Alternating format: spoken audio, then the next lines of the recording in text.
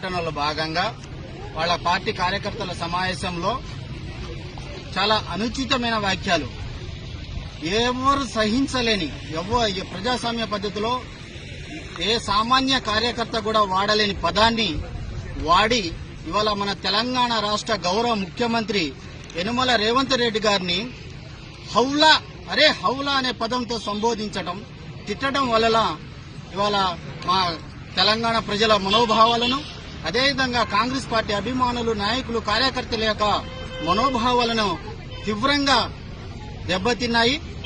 అందువలన ఇలాంటి ప్రజాస్వామ్య పద్ధతిలో అప్రజాస్వామిక పదాలు, ఘాటైన నీచమైన అనుచిత వాక్యాలు వాడి ఇవాళ తెలంగాణ ప్రజలను రెచ్చగొట్టే ప్రయత్నం చేస్తున్న మాజీ మంత్రి కల్వకుంట్ల తారక రామారావు మీద తగిన చట్టపరంగా చర్యలు తీసుకుని ఈ రెచ్చగొట్టే ప్రయత్నాలు, అసాంఘిక పదాలు వాడి ఇవాళ ప్రజలను రెచ్చగొడుతున్నారు. కాబట్టి ఆయన మీద పీడీ యాక్ట్ చట్టం కేసు నమోదు చేయాలని ఇవాళ కాంగ్రెస్ పార్టీ తరఫున, యావత్ తెలంగాణ ప్రజల తరఫున మేము కోరుచున్నాము.